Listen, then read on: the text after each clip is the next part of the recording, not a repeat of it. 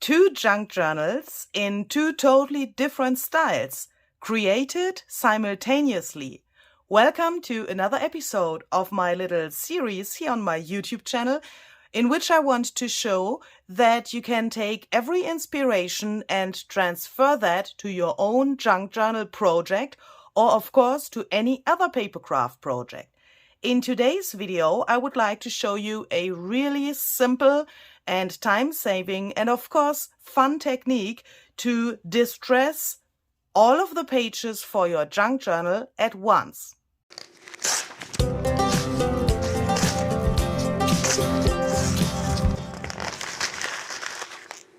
Hi there, this is Luise Heinzel. Welcome to my channel Junk Journal Art. Welcome to another episode of this little series here, and thank you very much for joining me today. In my last video, we have talked about the pages for our junk journals that we want to create simultaneously here. And I have shown you some different ways how you can cut or tear and distress your pages to reach a special style. We have some more clean and straight pages here on the left side for a very clean journal. Looks a little bit boring at the moment. And we have some pages here for a really grungy and vintage journal in a totally different style than this is. If you perhaps have missed the other videos from this series, then please check out the info box. There's a playlist where I have put those in, and of course the videos that come in the future within this series will go into that playlist as well. In my last video, I have shown you how to distress the pages with brushes and sponges. And I've also told you that that is, of course, relatively time-consuming to do that page by page. And if you perhaps have some pain in your hands or in your arm or wherever, and you can't do that with a brush and doing this motion the whole time, then there's another way that you could try out to distress your pages. And that's what I want to show you today. So the first thing that I'm going to do is I will start with the pages for the grungy journal. And the first thing that I'm going to do is I'm going to mix up my pages a little bit. As you can see here on the bottom, I have the pages from my printable in a little bundle, and I have the other papers from my stash here, and I want to mix those a little bit. By the way, the printable that I have used here is called Steamy Floral Smoke. There are some junk journal pages available, some background pages, and also an ephemera pack. If you're interested in that, and if you perhaps want to craft along with me in this series and want to use the same papers that I'm using, then you can find the links down below in the description box. You can buy them in my Etsy shop and then print them out at home. And for me, the main thing for this technique is to mix up the pages a little bit so that we don't have the printables here and the other pages here, that we don't have the bigger pages here and the smaller pages here, but that they are all mixed up a little bit. So of course you don't have to do that exactly like I'm doing that here, but I think it's relatively helpful to reach a cool result with this technique. So I'm just putting the pages of the printable here and there in between of the other pages. And as you can see, I have just the loose pages here. I don't put them together to the signatures that I will have in my journal later. You can do that, and I've also done that in the past, but in the meantime I have found out that it is way more fun and way more interesting in the end to have the pages loose here and to not know which page will go into which signature later. That makes a really big difference, I think. And now I'm taking this and I'm doing it like this so that all of the pages are lining up with my table so that I have an easier job with the next steps. And then I'm taking just some clamps to clamp the pages together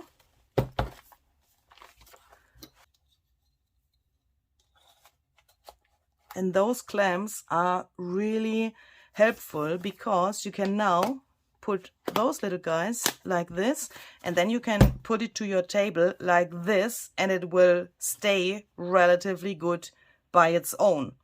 Really helpful for what we want to do next. And exactly the same thing I will do with the papers for the clean journal now. Okay, so when we have that, we have both of these here. I will again start with the grungy journal with this technique. And now we need some wet mediums. So the first thing that I'm going to use is some normal water.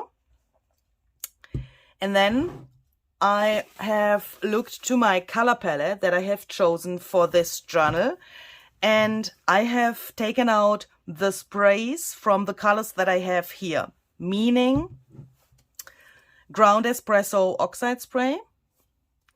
Then I have frayed burlap here on my color palette, but I only have the frayed burlap spray stain. I don't have the oxide spray, but I have taken out this color as well because I wanted to have this like nuance of the color in my distressing here as well.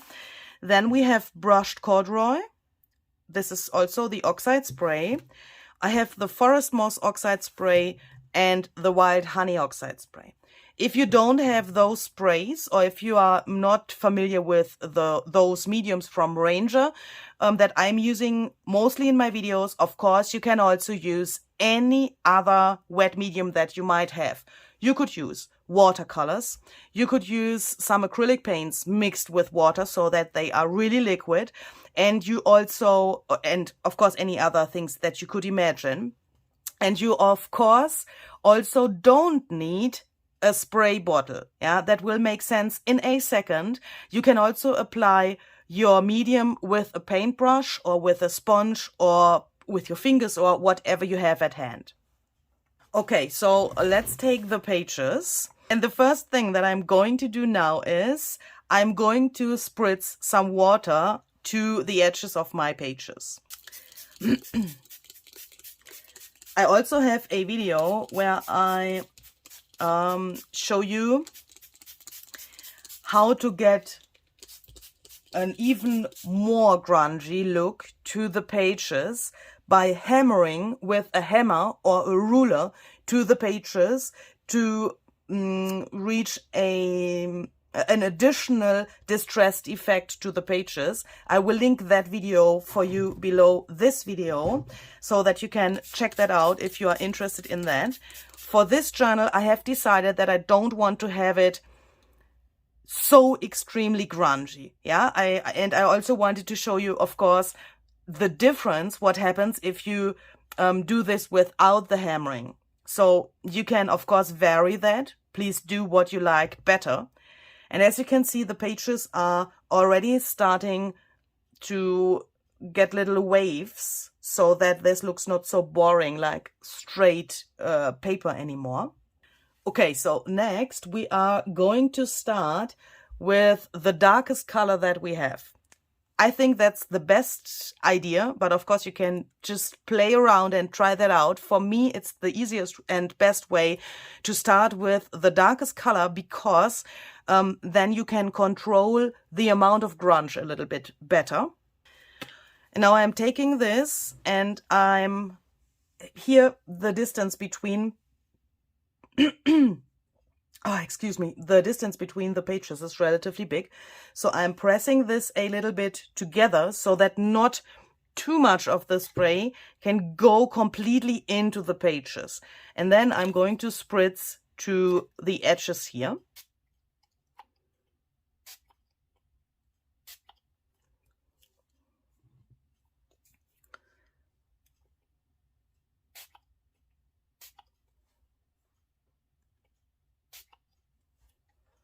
Then we can just turn that around. So here on this side, there is already some water, of course. So we are going to do this here as well. And on the other short side, the same. Whew. Okay, so let's take some more water. I'm spritzing this water to make sure that the first spray can move a little bit and that it can spread to the areas in between of the pages. So next, let's go on with a little bit of the frayed burlap spray stain. When I look at this, I can see that this is going to become really interesting and that I already like it really much. And I'm just thinking, which color shall we take next? I think we will go on with Forest Moss. And now I want to spread the pages a little bit apart from each other so that I have more control about what I'm doing here, and that I also get, like a better view of what I have here. Do you know what I mean? When I have the pages here like this, I can already see what the colors are doing, and that's a little bit easier. But we have to spritz a little bit more carefully as well at the same time.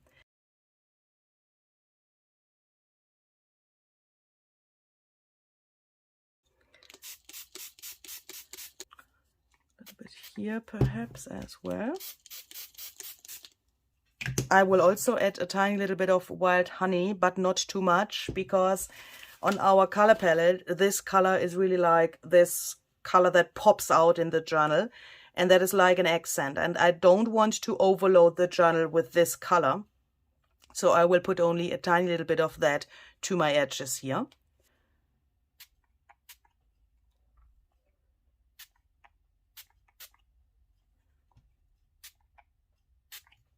Last but not least, we are going to use brushed corduroy, and this color is very, very special in combination with the printable that I have used here. In my last video, I have told you that you will learn some things about this new printable, Steamy Floral Smoke, from my Etsy shop, because that printable is not only designed for this series to be able to demonstrate the things better that I want to show here, but it is also designed to use with the Ranger product palette, and especially for brushed corduroy.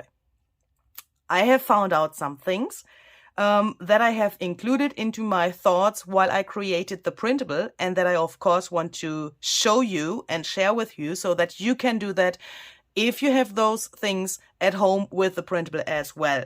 That doesn't mean that you can't use the printable when you don't have that, but it is a nice additional effect, I would say. So I will first spritz a little bit of this here, like this, add a little bit of water.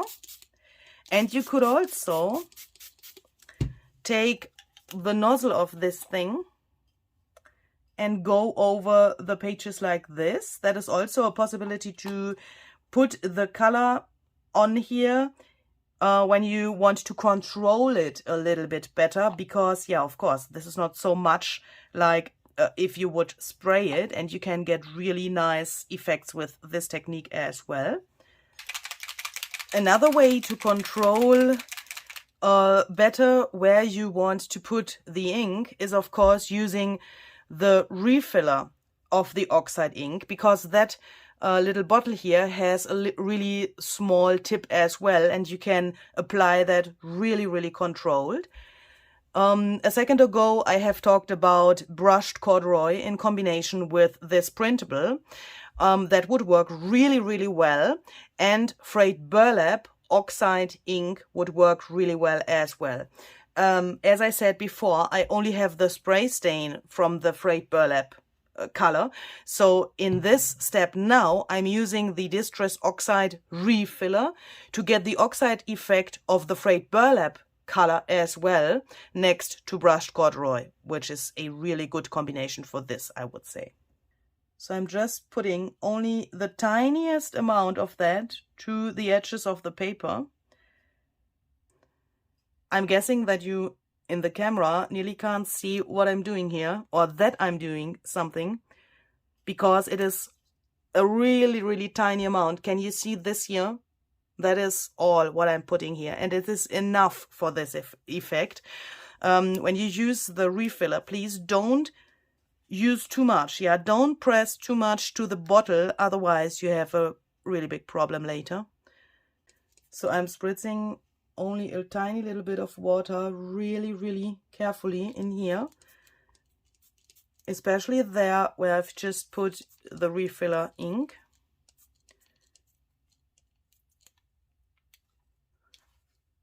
And then we have to let this dry. You could use a heat tool to dry that. You could just let it air dry. Of course, the ink is now soaking into the paper. The more grunge you want, the better it would be to let it air dry, because the ink then has more time to go into the paper. If you think, ooh, that is already really, really much and I already like it is, then you can like stop it by, stop that it soaks more into the paper by just drying it with your heat gun. Yeah, the longer you leave it like this, the more the ink will go into the pages and the more grunge you will get. I think I will dry this with my heat gun, because I think this is already relatively much what we have here and what has soaked into the pages. Okay, so this is completely dry now and I'm really, really happy with how this turned out. As you can see, we have some like a little bit surprising colors that we got from the oxide part of the ink. So that means we have on the one hand some really, really dark, like orange, rusty color. We have some really crazy yellow here and there, more or less intensive. And we also have some really crazy purple here and there. Here not, but here you can see it really extremely. And perhaps you might wonder, why the heck is here purple? We haven't spritzed any purple to the paper. We have no purple on the color palette, and we have no purple on the desk. But I have printed my printable to matte photo paper. And that means that we get some really, really crazy things with those oxide sprays. And I can tell you that this purple came from ground espresso. Yes, I know ground espresso is a brown, and the oxidation of ground espresso on normal copy paper, of course, is not purple, yeah, but it has something in it that, yeah, makes it purple when it's on photo paper. And the same with the other colors. So as you can see, we have a really extremely yellowish orange here, and some really like turquoise areas here. And I really, really love how this area came out. Look at this. This is absolutely gorgeous. And perhaps you think, okay, this is a little bit like destroyed now, because the color palette of the printable has really changed.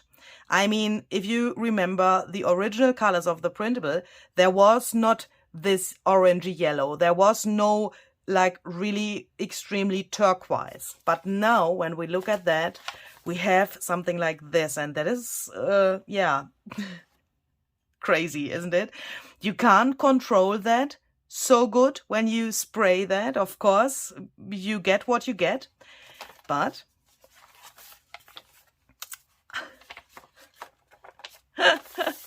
drum roll. But of course I have had something in mind when I did it exactly like this, because of course I knew what would happen when I spritz exactly those colors to my paper, I had that in mind and I have planned it, of course. If you want to take a look at the ephemera pack for the Steamy Floral Smoke set, then you will see on the first glance why we have used those colors and why exactly this thing here is on my desk. Because the ephemera pack has some turquoise in it. The ephemera pack has also some of this rusty brownish color in it. Depending on how you set your printer, it can come out a little bit differently. I will come to that point in a second. But I have designed the ephemera pack so that you can use exactly those oxide inks and sprays that I have shown you to get exactly this effect, and at the same time have an ephemera pack that matches 100% with the oxidation. I'm I'm a little bit proud of myself at the moment, if you want to know it really exactly, because this took me really, really long. It took me really many hours of experimenting, and I'm so proud that I could manage that, because I want to tell you the reason why I did that. Because sometimes I have a printable and I think, okay, I really like the printable, but I want to have the possibility to play around with more colors, especially contrasting colors, but colors that are matching the printable. And that's sometimes not so easy because, yeah, you go through your stash and you think, okay, that paper is boring, this paper is too bright, that paper is perhaps too loud or whatever. And for me, it's really hard to find papers in their raw condition from my stash that would match a printable. And then I thought it must be possible to have a printable, to put some ink on it, to get exactly this effect, and then at the same time have an ephemera pack that matches exactly what we have here. I mean, that shall be something that makes your life easier. Do you know what I mean? So let's look at this page. Here we have this rusty color as well. And in the ephemera pack, there are, for example, some pockets. And those colors you can find on some of the other elements of the ephemera pack as well. But I'm taking the pockets as my example here. Look at this. This matches exactly, of course, in the flowers, we have the same colors and they are not impacted by the spray here, of course, so that is like calming down the whole thing a little bit.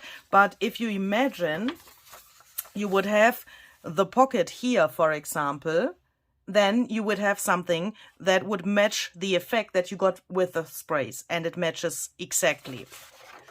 Now you could think, perhaps if I use a different photo paper than Louisa is using, this effect could be not so good. Yeah, the result could be not so good. Of course, I have to say, I'm printing this on my matte photo paper that I'm using for years. I will link exactly this paper down below for you in the description box so that you can check that out if you want. But I also have to say, it's about experimenting a little bit. I can't give you exact settings or exact paper recommendations, what you have to use in combination with your printer, for example. Do you know what I mean? Because every printer is a little bit different, every paper reacts a little bit different, but I have also, to compare that, printed the ephemera pack out in other settings, as you can see, so that you can see that it still matches, even if you don't have exactly the same printer and the same paper like I have. As you can see, this is very different. This is way more brownish. This is way more like orangey. But at first we have taken this one here that matches. And if you take this, you can see that it still matches. Yeah, because the oxide ink makes so many shades of the same color that you could still use this and it would also match. Meaning, if you don't have this printer setting, but you would have this printer setting, it would still match. Yeah, the color family is still the same. I hope that's a little bit like English that you can understand. It's really hard for me to explain that. But let's perhaps take another page where you can see another example. I'm just searching for a page where we have much of the ink so that you can see that really good in the camera. For example, I'm searching for the page where this really extremely turquoise was, because we can see that we have some turquoise-ish oxidation here and there. Some of that is a little bit more grayish, and some of that is a little bit more really like turquoise, like here. So this more turquoise oxidation comes from brushed corduroy, and the more grayish oxidation comes from frayed burlap. In the printable and in the ephemera pack, you will also find some turquoise elements.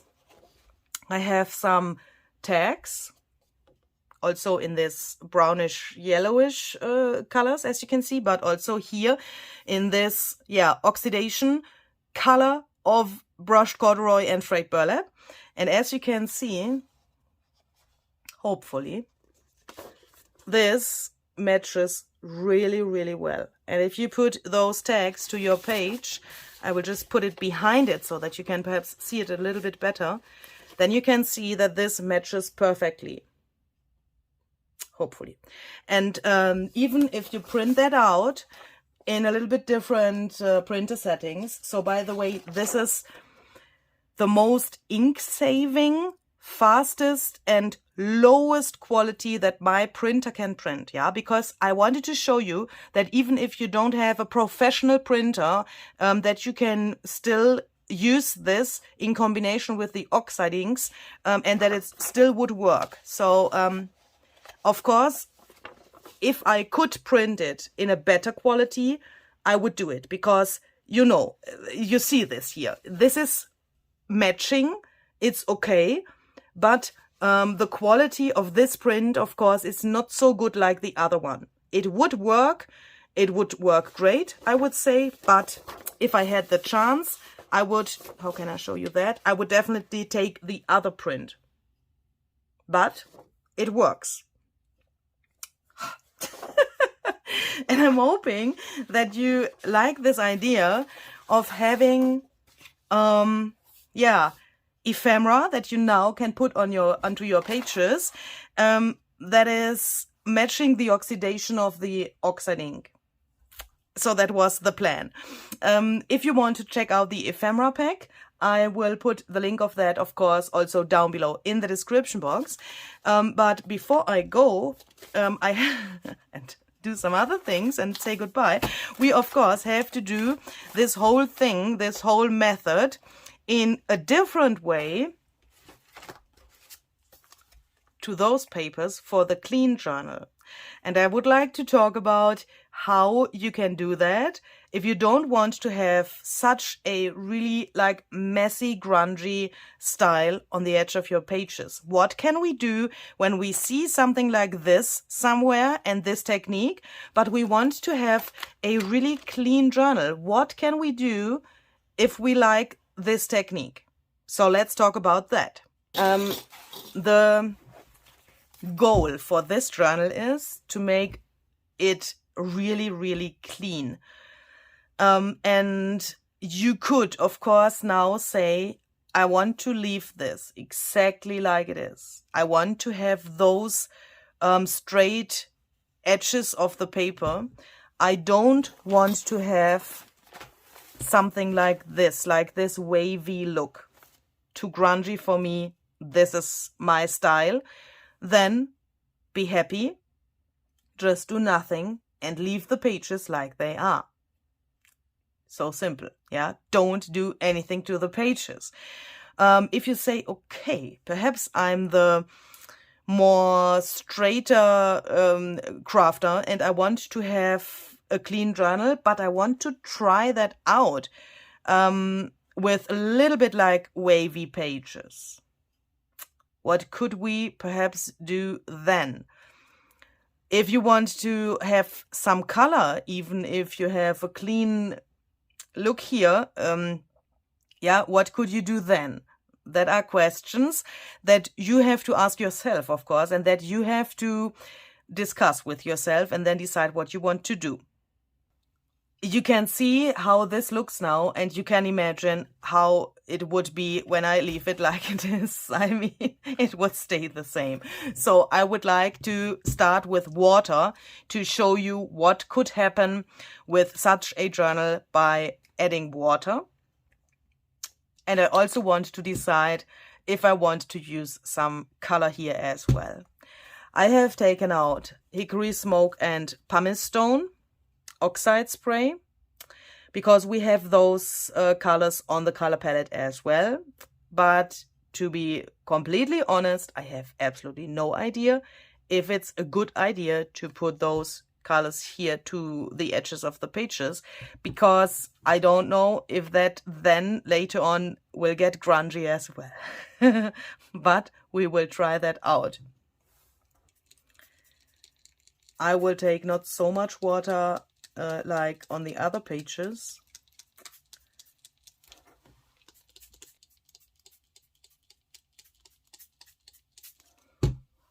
Okay, so it starts to get a little bit wavy, as you can see.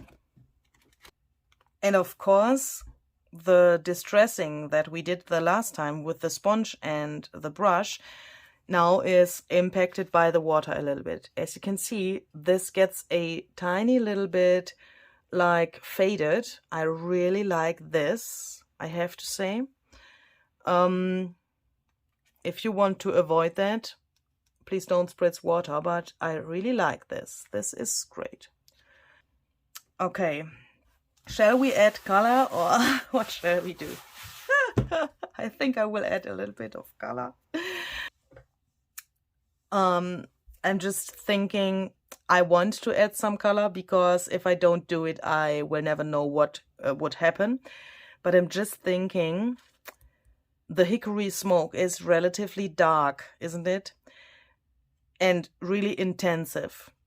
I wish that the new color, Lost Shadow, was here on my desk, but it hasn't arrived yet. I have ordered it, but I don't have it yet. That would be a really good option for this, I guess. But I will go with pumice stone to be sure that it is not too dark what I'm doing here. And I will also not spritz into here, but I will take the nozzle of the spray bottle off, and then I will go over that really carefully. And perhaps only on the edges, so that it's not too extremely.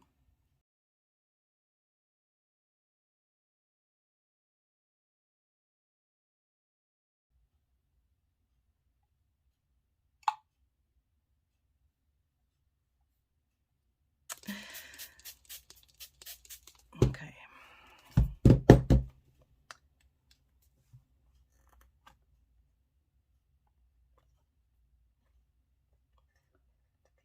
Yeah, I think that is already enough. Whew, okay, so this is dry now, and I think that what we've just done was exactly the right amount of water and the spray to reach this effect, for my opinion. As you can see, this got a little bit like crumbled. I think that crumbled is not the right word at the moment, but you know what I mean. Here it's totally flat, and here it's a little bit, yeah, like lightly grungy without color. Do you know what I mean? So for me, this is still clean. It's not grungy. But of course, you can decide for your own journal what you want to do. This is just some inspiration that I want to give you. And I like that the pages are a little bit like used, but not too much and not so extremely like with the other journal. Yeah, I think that's great. And of course, you could also, if you want to stay in this color palette for the clean journal, you could also take the ephemera pack that I've just shown you and combine that with those junk journal pages. Okay, so we have the pages ready for both of our journals, and I hope you could take some tips and tricks from this video. Try to experiment with your papers a little bit to reach the one or the other or a totally different style, and see you the next time. Bye bye!